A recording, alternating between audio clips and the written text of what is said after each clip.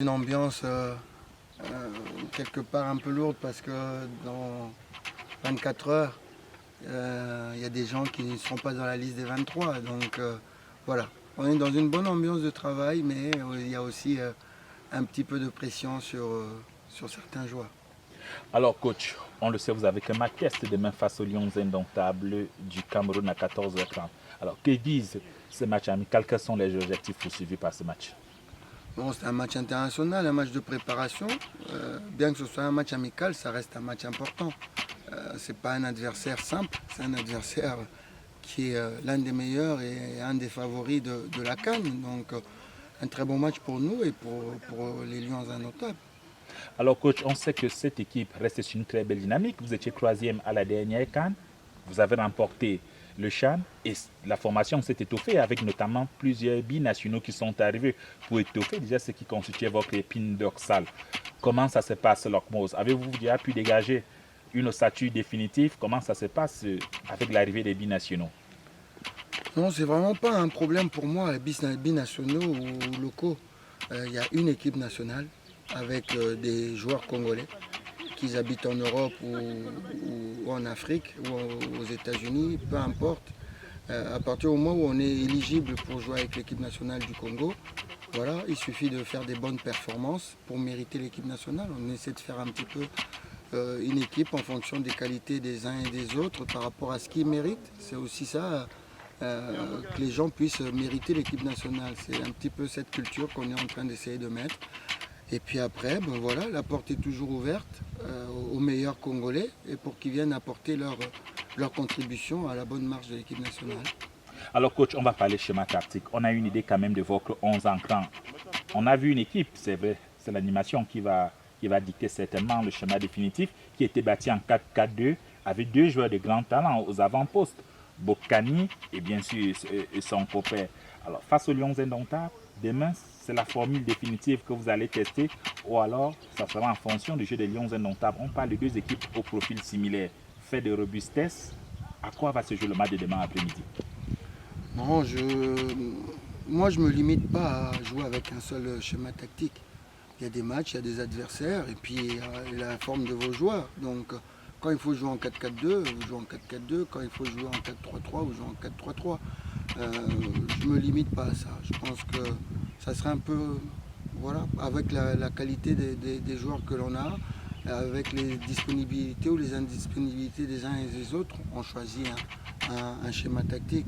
Pour l'animer, c'est pas si compliqué que ça. Maintenant, il faut que les joueurs soient bien du nez le jour du match pour pouvoir mettre en place ce schéma tactique. Donc demain, il y aura un schéma tactique qui sera mis en place. Aujourd'hui, je m'entraîne avec 21 joueurs. Il y en a 8 qui sont pas arrivés. Donc voilà, ça bouleverse un peu le schéma tactique. Si les autres étaient là, j'aurais joué différemment. Donc c'est pour ça que je pense que se limiter, enfin pour ma part, hein, chacun fait ce qu'il pense, mais je ne me limite pas à un seul schéma tactique. Alors, l'idée de base, dernière question, on va sortir par là. Ce sera quoi demain l'idée de base? Rester costaud, ne pas offenser le jeu? Non, il faut rester costaud. De toute façon, ça c'est. En plus, quand vous jouez, si vous n'avez pas. Si vous voulez attaquer à tout va, vous livrez. euh, le football moderne a maintenant des attaquants qui vont très vite. Vous pouvez regarder toutes les équipes où vous avez des gens costauds, où vous avez des gens qui vont très vite. Là, on joue contre le Cameroun avec des joueurs qui vont à 200 à l'heure devant. Vous prenez Sali, vous prenez Ndié, vous prenez Aboubakar, vous prenez Mokanjo, ça va très très vite. Donc si vous vous livrez, vous êtes battu d'avance. Donc il faut un minimum de, de présence derrière, de prudence derrière, avec un bon bloc pour pouvoir justement développer son jeu. Je crois que c'est ça la base du football moderne. On a les mêmes, vous l'avez dit, vous l'avez souligné, on a à peu près les mêmes dispositions. Nous, quand on avait Bolassi et on a Bakambu, on a Moubele et Ubotaka qui vont vite,